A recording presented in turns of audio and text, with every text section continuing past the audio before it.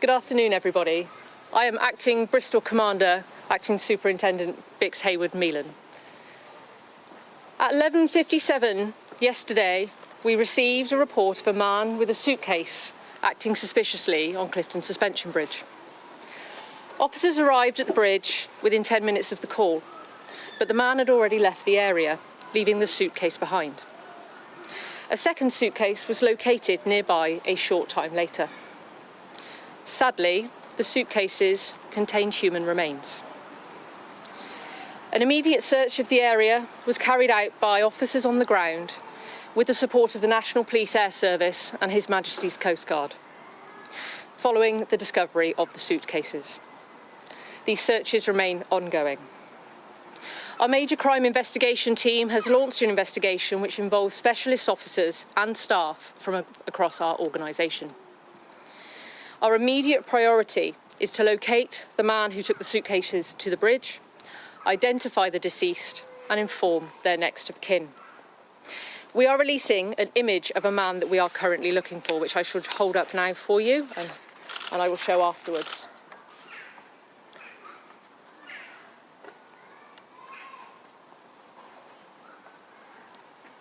And I shall show this afterwards for you all. He is described as black with a beard.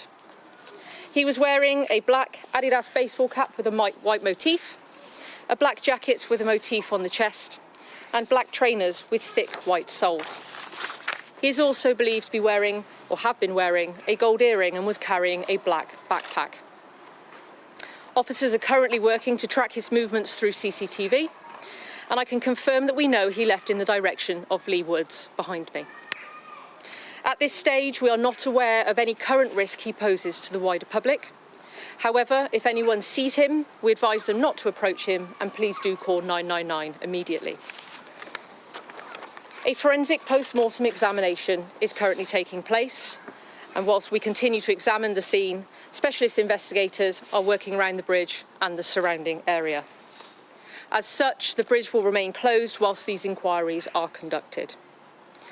Initial inquiries have established the man with the suitcases was taken to the bridge in a taxi. This vehicle has been seized and the driver is helping us with our inquiries. This is a very disturbing incident and I fully recognise the concern it will cause for our communities. We currently have an increased presence of officers in the area, and I encourage anyone who has any concerns to please do speak with one of the team.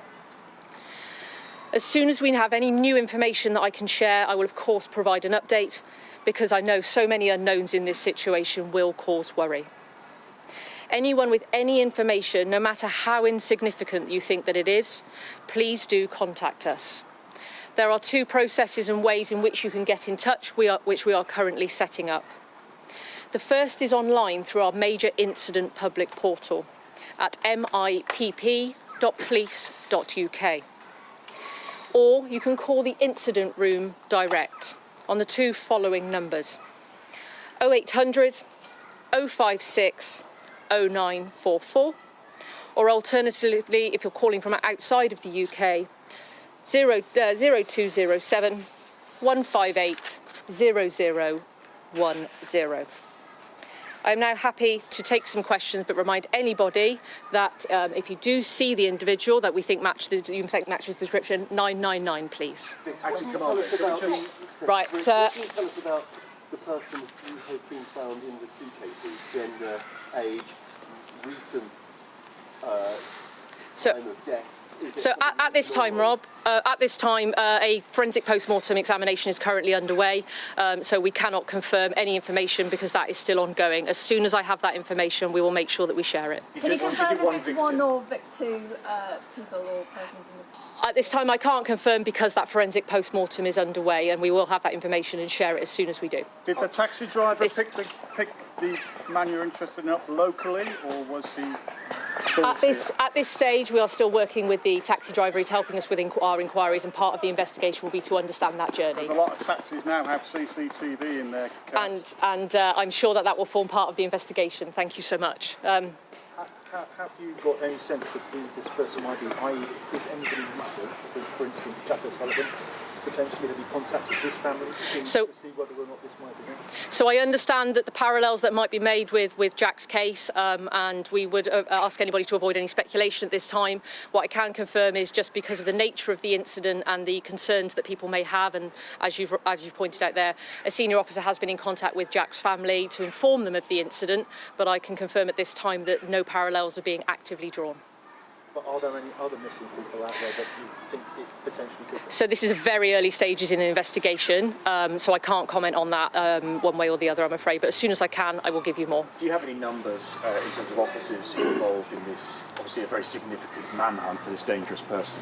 So in terms of specific numbers of officers involved, no, I don't have numbers to hand. However, we've got people from our neighbourhood policing team, who were the officers you saw me speaking to a moment ago, who are providing that reassurance on the scene and talking to individuals.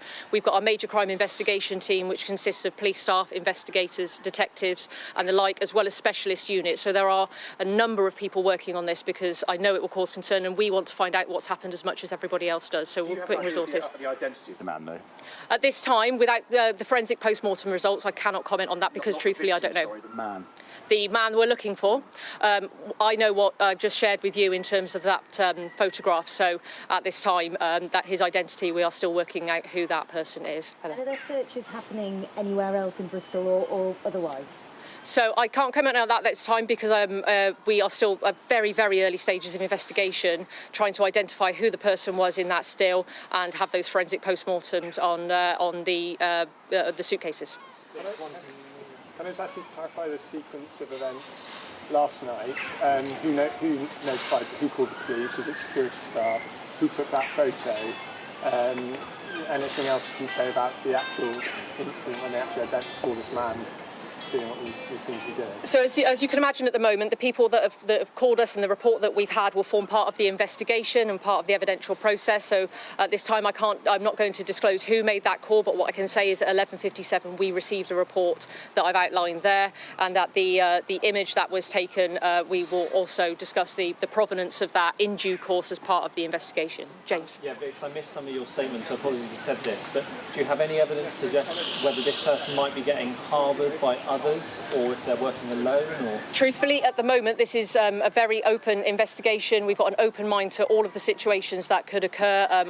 I can't confirm one way or another because we are, at the moment, still trying to identify the person in the still, as well as identify the remains in the suitcases. Okay, just a couple of questions, Paul, please. Presumably you've had a chance to look at the cameras on the bridge. Not me personally, but we as the police, I presume, is part of. In fact, I'm confident that will be part of our investigation. Presumably you've got a fairly good idea of the sequence of events. Yeah. Can you give us a little bit more detail about what those images will have shown? So at this time, the investigators are doing that, and they are putting together the time frame of what has happened and the inquiries that may come out of that. And it's important that they are given the time to be able to establish those and establish that time frame. And we will come back to you when we are able to firm it up specifically for you, as well as potentially any inquiries that have come out the back of it that we may need your support on later on as media. But just specifically, did the taxi arrive on the bridge from this side or from the Lee Woods side? I don't have the answer to that at the moment, truthfully. Not because we don't know, but I don't have the answer myself to that. Okay, last question, This please. is a particularly horrific discovery. How has it affected the officers who were here last night? And I'm grateful for you asking that question. It's something that in a career, I'm sure somebody would never even anticipate coming across as part of their duty. So I can't speak on behalf of them because I haven't had the privilege of speaking to them. But what I can reassure you is that they are being supported and making sure that in the round, we are making sure that everybody connected with this investigation, their welfare is taken care of, and we're considering that. But thank you for that question. Thank you, everybody. Thank you very much.